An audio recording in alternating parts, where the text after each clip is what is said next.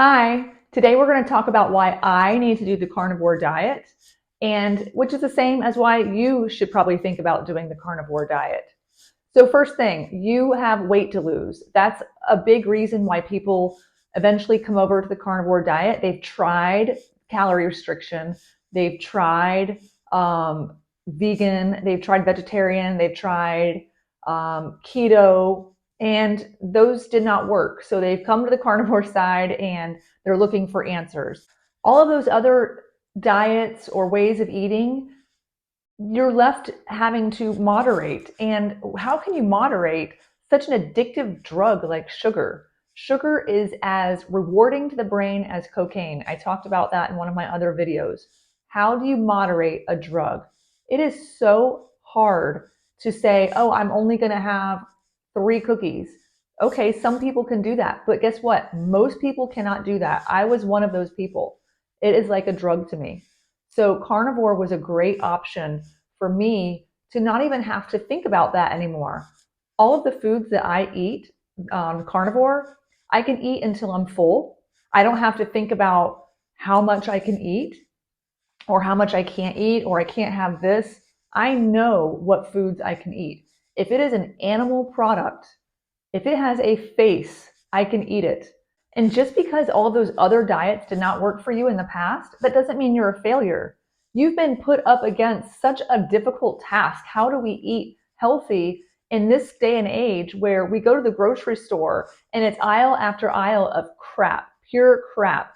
Honestly, pollution to the body. You are not a failure. You can get up now, you can make changes, and you can make your life so much better, not just in your physique, but the way you feel up here, your passion for life. Everything can change if you change your diet and you give your body what it needs.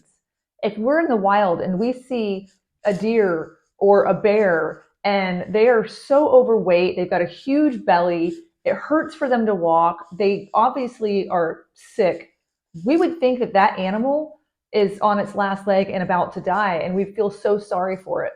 But here we are, we walk around every day, most Americans, and we're so sick. Our bodies hurt, our backs hurt, our knees hurt. We have dementia. We have, what, 1 out of every 3 people have diabetes. It is crazy what we've accepted as normal.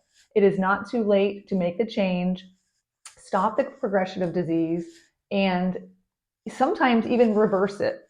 It is not too late. If you have an autoimmune disease, I personally do not, but I have heard of so many people that come to carnivore because they have autoimmune diseases like psoriasis or Crohn's disease, and they have been reversed, and it's changed their life. I know this for a fact. I've watched it firsthand. Like I mentioned in a previous video, my mom had Crohn's disease, or I guess has Crohn's disease. When I was 14 years old, she had a bowel resection. She has no belly button. She had her stomach filleted open, and my dad had to pack it because the wound was so large. And she was on prednisone for so long, she got a hump on the back of her neck. You know how she got rid of all of her symptoms? It's been years now. She started with keto. Keto started getting rid of her symptoms. And then when she took that a step further, fairly recently, and started carnivore, her symptoms further went away. And she never has a flare up. I wouldn't even say she's in remission. I mean, she hasn't had a flare up in years. So I've actually seen it firsthand. And on top of that, I've heard so many other people talk about their diseases that have been, I don't know if I want to say cured, but cured. Next is dementia. We are now being told that dementia is what, type 3 diabetes? Common sense, inflammation. Carbs, sugar cause inflammation. Dementia, inflammation in the brain. We should have known this sooner.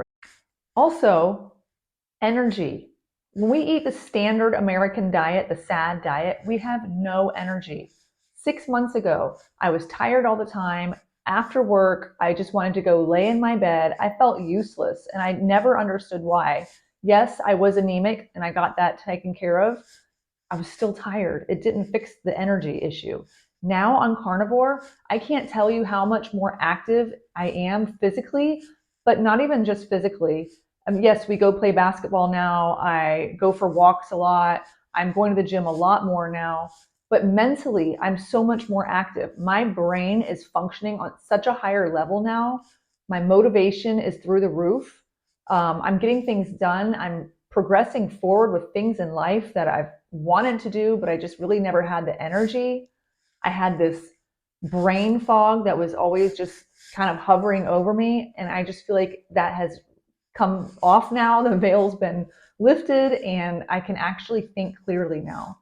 If you're pre-diabetic or you have diabetes, which again, how hard is it to not get diabetes now? I mean, we are tempted with thousands of products every day. It's crazy that all of us don't have diabetes. So if you have diabetes or pre-diabetic, you have no choice but to stop eating sugar. For your health, for the future you, stop eating sugar. And I don't even care if you went the keto route and you're still eating vegetables. I preach carnivore because I personally have done it and am doing it, and I know what it does to my body aside from weight loss that makes me feel so clear and awake and like red pilled. So I just feel so much better. But if you just wanted to, like I said, do keto and eat vegetables, that's great. Just stop eating sugar. You do not have to live like this. You do not have to have diabetes that continues to progress. I mean, you know, you get numbness in your extremities, your toes, and that turns into neuropathy. And then you get a sore down there and you can't feel it. And then you have to get an amputation of a toe or a foot. That is not a normal way to live. You do not have to live like that anymore. There is an answer, and it is our diet. It is affecting the way that we live. It is affecting the way that we all feel. This is not normal. When we go to the store and all we see is sickness and people overweight, this is not normal. Look at pictures from 50 years ago. You will not see overweight people. If you saw an overweight person, it was rare.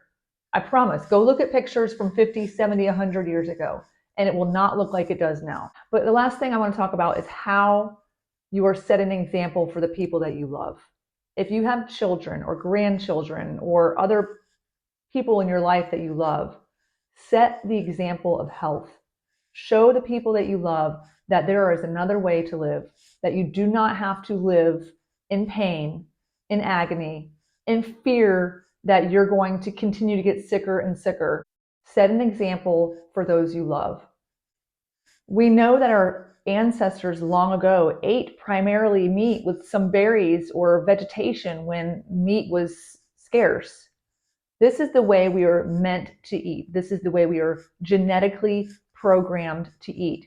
But we have gotten so far away from our natural diet. We are the only animal in the wild that does not have their natural diet that they're following. You look at any animal, they have specific foods that they eat and they follow it. It's instinctual. But we are so smart that we've developed so many things that get us so far away from what we're supposed to be eating. Lastly, I want to talk about a somewhat controversial topic. Certain people will say that carnivore is bad for the environment, bad for the animals. Me personally, I try to eat as many free range, all my eggs are free range. My beef comes from a farm where the cows are grazing, they're contributing back to the earth. There are no crops with chemicals being, polluting the ground, the soil. We're not chopping down all the trees to make miles and miles of crop fields.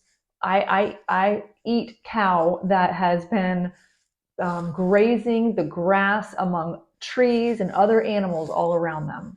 Today, for example, I had a couple of eggs and steak and bacon all mixed into a bowl with a little bit of cheese.